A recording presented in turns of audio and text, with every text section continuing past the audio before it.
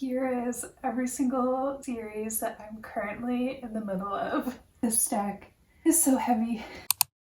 If you can already tell by the title of this video, I'm going to go over every single series that I'm currently in the middle of. And spoiler alert, it's a lot. I don't know why I do this to myself, but I always start a series, I read the book, and then I move on to a different book after I finish it that is not in that same series. So hence the problem of having so many series that are incomplete. I'm going to start with a series that I'm so close to finishing, and it's the ACOTAR series by Sarah J Maas.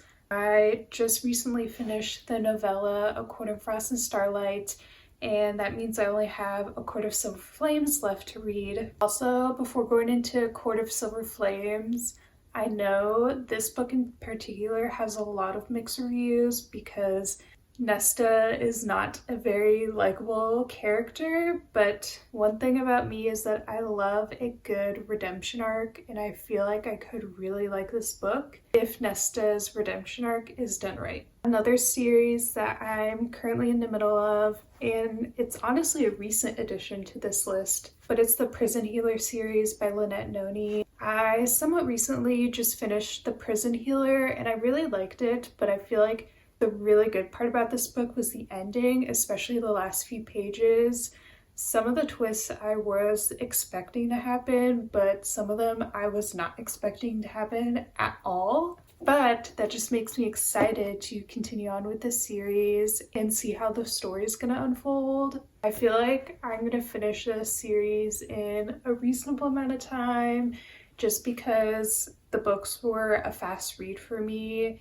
And I just love a good YA fantasy series in general. Now, onto the series that has been incomplete the longest amount of time for me, but it's the Inheritance Games series by Jennifer Lynn Barnes. I've read the Inheritance Games, and I've also read The Hawthorne Legacy, but I have yet to read the third book in the series, The Final Gambit, and I haven't read the spin-off series, The Brothers Hawthorne. And the main reason why I haven't finished this series yet is because when I finished the second book in the series, The Hawthorne's Legacy, I had to still wait about a year for the third book to come out. So when I finally got the third book and picked it up and started reading it, I was like, wait, I don't remember what happened in the first two books. And I was really confused by like the first couple pages, so I put it down with the thought of, okay, I'll just reread the first two books in the series, then read the third book and finish that trilogy, except I still haven't done that yet. And it probably doesn't help because I've heard some mixed reviews on the last book, and I've also just heard mixed reviews about the spin-off series too. So I haven't been really motivated to complete it, but if you liked it and you really want to convince me to do so, please do so. Another rather recent addition to this list, but it's the Magnolia Parks Daisy Hates series by Jessa Hastings. I recently just finished my reread of both Magnolia Parks and Daisy Hates. I read both of these books, honestly, I think more than a year ago. And when I read them at the time, I liked them, but I wasn't in love with them. But during my reread, especially during my reread of Daisy Hates, I liked both books much more, and I'm excited to continue on with this series. I think the next one is The Long Way Home, which is the continuation of Magnolia Park's story. But honestly, every single review I have seen of this just talks about how gut-wrenching it is, and I don't know if I'm emotionally ready to handle that just yet, but we'll see. Another series that has been on this list for a couple of months now is the Divine Rivals duology, so Divine Rivals and Ruthless Vows by Rebecca Ross. And when I read Divine Rivals, I actually really liked it, and based on how the story progressed and how the story ended, I was really excited to get into the next book, Ruthless Vows. However, when I read Divine Rivals, Ruthless Vows wasn't close to being out yet. And I know when I read Ruthless Vows, I want to reread Divine Rivals before reading this one, just because I feel like I'll have a better reading experience, and also I'll just remember all the plot points that happen in Divine Rivals, which I'm sure will be important in this book. I don't really know why I haven't finished this duology yet. Maybe it's because I've heard mixed reviews about Ruthless Vows. I feel like people like Divine Rivals better and didn't really like the conclusion of the duology, so it makes me a little bit scared to finish it. But feel free to let me know any reasons why I should finish this duology. If you really liked it, I would love to know. And the next few series that I'm going to talk about are actually on my Kindle, so I don't own physical copies of these books.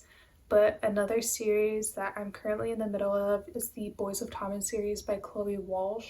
I've read Binding and Keeping 13. I've also read Saving 6, but I have yet to read Redeeming 6 and Taming 7 that was just recently released, which I'm so excited for. But I know before starting back up with that series again, I'm gonna want to read Binding and Keeping 13 and Saving 6 all over again, just so I can get all the Claire and Gibbsy crumbs throughout that book before I get into Taming 7. Taming 7 is such an anticipated release for me. I've been waiting for their story for so long. So I'm excited to finally get back into it and read about it. And another series that I'm currently in the middle of, and it's actually my current read as of today. It's the Raven Boys series, which I think it's called that, but don't quote me on it. But like I mentioned, I'm currently reading The Raven Boys, the first book. I'm like on chapter 3, so I'm not very far into it, but I've been having a good time so far. And also I just love the premise of the book. It just sounds so interesting to me. And I know if I was like 15 years old and reading this book, I would have been so into it. But I know I won't be completing that series for some time because I'm borrowing it from the library. And I think the second book, I still have to wait like at least 10 weeks to get it. So that series is going to be on this list for quite some time. But that concludes this video and this list of every single series that I'm currently in the middle of. Let me know of any series that you are currently in the middle of. Also, please convince me why I should stop doing this to myself and just read the whole series in one get-go, because all of these books do make me feel a little bit anxious. But if you made it this far, thank you so much for watching. I truly appreciate it.